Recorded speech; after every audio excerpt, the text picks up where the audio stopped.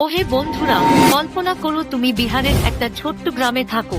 প্রতিদিন পাটনা বা দিল্লি যাওয়ার জন্য ঘন্টার পর ঘন্টা ট্রেনের জন্য অপেক্ষা করো, ভিড়ে ঠাসাঠাসি হয়ে যাও। কিন্তু হঠাৎ সব বদলে যায়।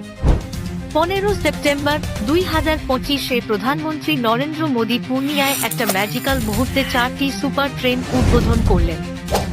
একটা ভান্ডে ভারত এক্সপ্রেস এবং 3টা অমৃত ভারত এক্সপ্রেস। এটা কি শুধু ট্রেনের খবর? না না, এটা তোমার জীবনের গতি বদলানোর গল্প। চলো ধরে রাখো সিট বেল্ট, কারণ আমরা এখনই ডাইভ করব এই রোলার কোস্টার রাইডে। কেন হলো এটা? কি লাভ তোমার? আর কোনো ছায়া দিক আছে কিনা? শেষ পর্যন্ত থেকো, কারণ শেষে একটা সারপ্রাইজ টুইস্ট আছে। প্রথমে কেন লঞ্চ করলো এটা জানবো। বন্ধুরা, বিহারকে গতিশীল ভারতের হার্টবিট বানানোর জন্য পিএম মোদী বললেন, এই ট্রেনগুলো অমৃতকালের স্বপ্নকে রিয়েল করে তুলবে। কল্পনা করো, উত্তর পূর্ব বিহারের সীমান্ত এলাকা যেখানে রোড কম, সংযোগ কম, সেখানে এখন দক্ষিণ ভারত বা পাঞ্জাবের সাথে সরাসরি লিঙ্ক।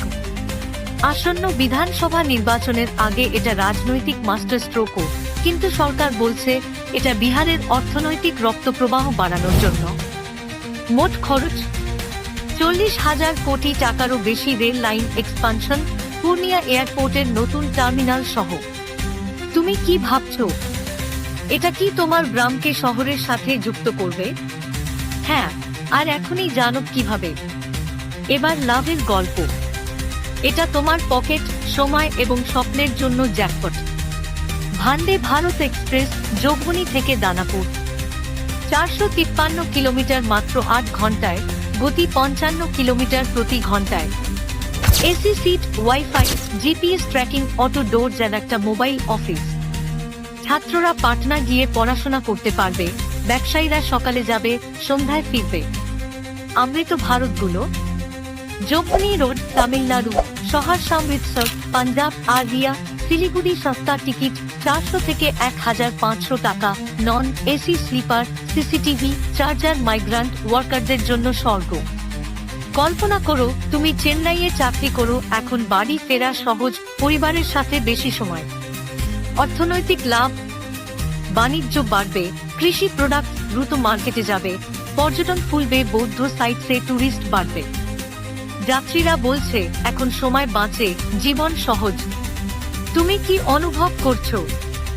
এটা কি তোমার দৈনন্দিন লড়াই শেষ করবে?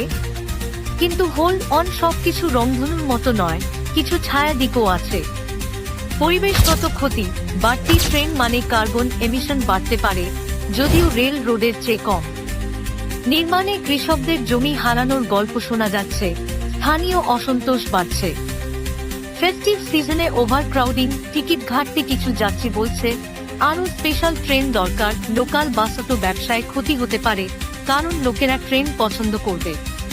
প্রাথমিক মেইনটেন্যান্স বিলম্বে, ব্যবসায়িক লস, কিন্তু সরকার বলছে এগুলো সাময়িক, দীর্ঘমেয়াদে লাভই বেশি। তুমি কি মনে করো? এই ক্ষতিগুলো কি তোমাকে থামাবে, না লাভের আশায় এগোবে?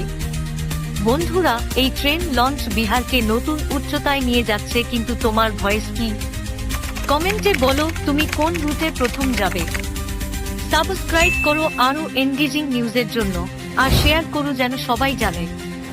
ধন্যবাদ, তোমার সাথে পরের অ্যাডভেঞ্চারে দেখা হবে।